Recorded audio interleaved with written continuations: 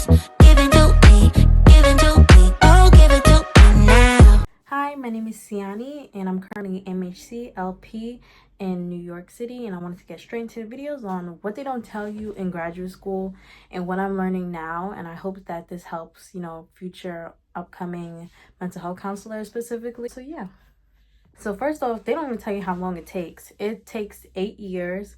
So bachelor's is 4 years, and master's is 2 years, depending on your program, because I know it can go from 2 years to 3 years. Counseling hours takes around 2 years, but it all depends how long you take. Spans of 8 years without no hiccups. When I say no hiccups, I also include my issues that came up with finding an internship.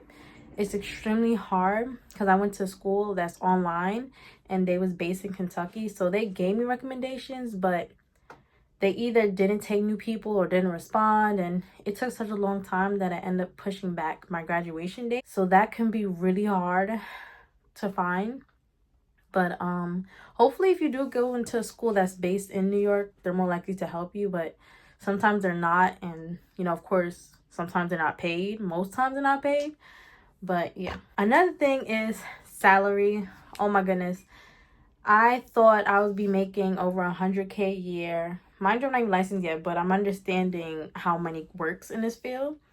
And I noticed, first let's talk about during your counseling hours. You are not going to get paid as much unless you do a lot of hours, unless you have a lot of clients. If you have a lot of clients, it's obviously easier to get the hours in and get the money in, and that's usually what people they take to get to the end goal easier. But if you're going to, like, let's say a private practice where we have the seasons of summertime where maybe not a lot of people are in sessions because obviously they're outside having fun, or in the winter time during holidays there's a lot of cancellations, so it pushes back the hours, which is another hiccup that can push back your license date. And when it comes to when you are licensed, say if you had 20 clients, which is usually people's sweet spot, you're not going to get 100K a year. I'm sorry. You have to do more to get more money. So that can be looking like 30 clients, or it can look like 27 clients to make 100K a year. Now, I'm not talking if you owned a private practice, that's a whole different story. But if you're just working for a company, you have to get a lot of clients to get a lot of money. And I was hoping that I had this dream, like maybe if I had 20 clients, work 4 days a week, maybe 3 days a week, and I'm good and I can still make a lot of money. I didn't think 100K, but of course I thought a lot. But it's not really like that, sadly. And it sucks. But I know there's ways to get around it, and that's definitely another video that I want to make. But for now, please do not go in with that mentality. Just know you have to work hard to make more money. And I thought that sucks for how much work we're putting in to even get to this spot. But that's just, that's what it is. Oh my God, this is so, so, so important. So important. I wish they spoke about this in the beginning. Like, even during your bachelor's, I wish they spoke about this. Please save your money. It is costly. First off, you might have to take out a loan for your master's because fast food doesn't really do that. Unless you get a scholarship, that's really great, honestly. You have to think about the school you're going to, the loans you might accumulate, and a lot of money being spent during your time of counseling hours. Because like I said, if you're not seeing that many clients, specifically in your private practice, I'm speaking from, if you're in a working community healthcare center or with a company, they will have you doing maybe 30 clients, maybe more, which is not really good. But you want more money during that time where you're getting counseling hours, because obviously you're not going to get paid as much as when you're licensed. So you just have to work through the hours. Now, let's say you're pregnant during that time, or you want to work a full-time job during that time, and you put counseling hours as a back burner or part-time. Obviously, it's not going to work out financially where you have to depend on your full-time to pay the bills. Sorry, let me say this right. If you plan on doing counseling hours, and say if it's the winter time, a lot of cancellations, you got to pay your bills. So you might end up having to take up another job in between.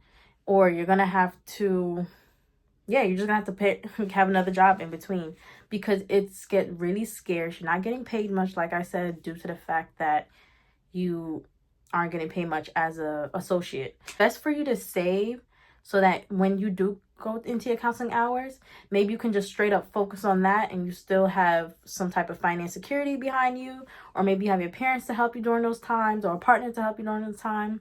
Definitely think about what support you're going to use during that time, unless, like I said, you work with a company that gives you a certain salary a year and it doesn't mess up too much with your finance. Lastly, early burnout is a huge thing, and I wish it was spoken about a bit more often. You know, in the classes, they would talk about self-care, you know, what do you want to use for that? And they say it's important, but I wish they exaggerated a bit more on why it is. But I understand they don't want to scare you. And I don't want to scare you during this video to not try out this career. I do not regret any of these years. But it's very true, you will get early burnout. It takes you 8+ years to get fully It takes 8+ years to get fully licensed. So of course, during those 8 years, you're working really hard in school, during your master's. Master's not too bad, but at the end of the day, it is time consuming. Then you have your counseling hours, your internship, working with so many clients, finding out your population that you want to go with, finding out the environment. Maybe you might not like that, and that causes a burnout, and then you have to switch to another one. And it's a lot of things going on, and you're just now starting out, so you want to make that money too. So you're going to pile on 20+ people onto your caseload, and you're wondering, why am I burnt out? Hello, you're trying to speed up the process, maybe, or maybe you just want the financial security. So at the end of the day, there is a chance of you getting burnt out. You know, I'm not saying that it's guaranteed, but it definitely is a chance. To combat that, you know, leave work at work and home at home. If you work from home, try your best to not have your workspace in your bedroom. Start being present in your daily living. Have things set up for you, whether it's massage and stuff. Does that sound realistic with how much you're getting paid? No. So your best bet is to, like I said, be present in the moment once you leave that office or close that computer. That's the best chance you have. You know, leave the stress at the door. You know, when you go home, please try not to have people in your environment that stresses you out. It's very important that when you leave a stressful work job, when you go home, it's not stressful either, because then you're going to stay burnt out. You're not going to get that self-care. So my best bet is to just be present in the moment when you're not working. And yeah, if there's anything that I'm leaving out, please let me know. I know I'm probably leaving a lot out. I'm still doing my MHC LP. I'm currently going to be licensed this year, so I'm going to take you guys through the journey a little bit. And what I had learned throughout these years of working towards this, I have a lot more topics that I want to talk about, and I will be discussing them in upcoming videos. But if you do have a topic that you want me to speak about, I'll try my best to answer them. If I don't know the answer, I'm not going to answer, because obviously I'm not well versed in it. But I'll definitely give you my opinion, my experience. So take all of this, what I said, as my experience and my opinion. Please don't take it too literal. Please don't make it turn you away from being a counselor. We need you in this field. You're very important. Even with ChatGPT coming out and stuff like that, you are still important as a human.